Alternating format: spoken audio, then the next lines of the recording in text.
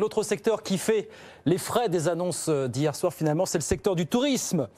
Avec ce calendrier des vacances de Pâques totalement chamboulé. On va en parler quelques instants par caméra interposée avec René-Marc Chicly. Bonjour Monsieur Chicly, merci d'être avec nous quelques minutes sur BFM Business. Vous êtes président du CETO, c'est le syndicat des entreprises du tour operating. Je lis beaucoup de choses depuis ce matin, Monsieur Chicly, des professionnels du tourisme qui disent c'est peut-être un mal pour un bien. Si au moins tout ça peut nous dégager l'horizon pour l'été et que ça nous permette de faire une belle saison, ça sera finalement un bien pour un mal, ou un mal pour un bien plutôt. Est-ce que vous voyez les choses de la même façon, vous, aujourd'hui, Monsieur Chicly? Oui, tout à fait, parce que déjà, je crois qu'on avait mis un trait sur les vacances de Pâques, puisque nous avons pratiquement recommandé de suspension des départs jusqu'au 30 avril, jusqu'à maintenant sur les destinations au-delà de l'Europe. Et sur l'Europe, on avait peu d'espoir, puisque au fur et à mesure, les pays fermaient ou mettaient en place des quarantaines ou des tests PCR et autres, ce qui était quand même très dissuasif. Et c'est vrai que l'annonce du 15 mai, qui est une date qui ne nous concerne peut-être pas, mais qui est une lueur pour une fois de la part du président, en disant si tout se passe bien, à partir du 15 mai, il y aura des ouvertures. Donc nous on rêve d'une chose, c'est l'ouverture des frontières. Vous rêvez de l'ouverture des frontières. Ça va dépendre de quoi? De l'accélération de la campagne de vaccination. Et puis, je voulais avoir votre point de vue sur ce qui est en train de se mettre en place. Alors, comment on appelle ça? Le passeport vaccinal, le certificat vert. Est-ce que vous avez l'impression que l'Europe des 27 va réussir à se mettre d'accord sur ce dossier assez pointilleux, Monsieur Chicly? Ah oui, alors c'est toujours la même question. Est-ce que l'Europe va finir par se mettre d'accord? Au moins, les professionnels du tourisme, eux, sont d'accord.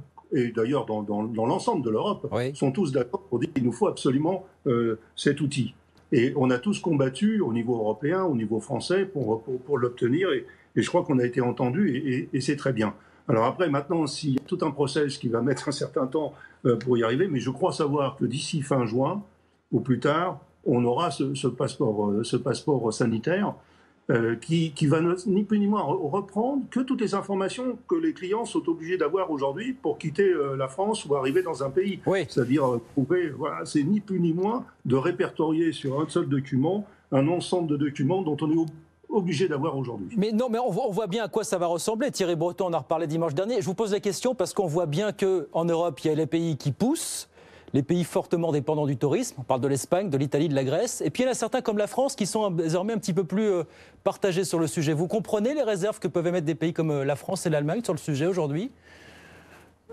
Je pense que la France, il y a un débat sur le fait qu'éventuellement on puisse utiliser les données. Donc voilà.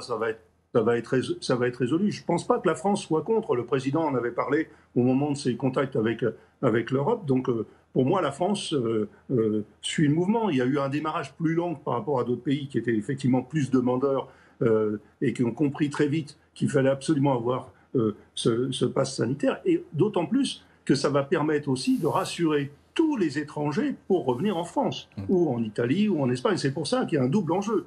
Il y a à la fois la possibilité pour nos citoyens de pouvoir voyager normalement sans être obligés d'avoir des contraintes de toutes sortes et prouver qu'ils ont fait le nécessaire, pas forcément un vaccin, et puis tous les étrangers qui, eux, ont déjà, pour certains, ce document. Je vois les Israéliens, la Chine est en train de le mettre en place. Il y a un ensemble de pays qui, aujourd'hui, vont disposer du même outil. Bon, vous pensez véritablement que ça verra le jour en juin? Vous ne dites pas que l'Europe va encore s'enfermer dans ces psychodrames dont elle a l'habitude et que, malheureusement, tout ça va retarder la mise en place de ce passeport ou de ce certificat, finalement?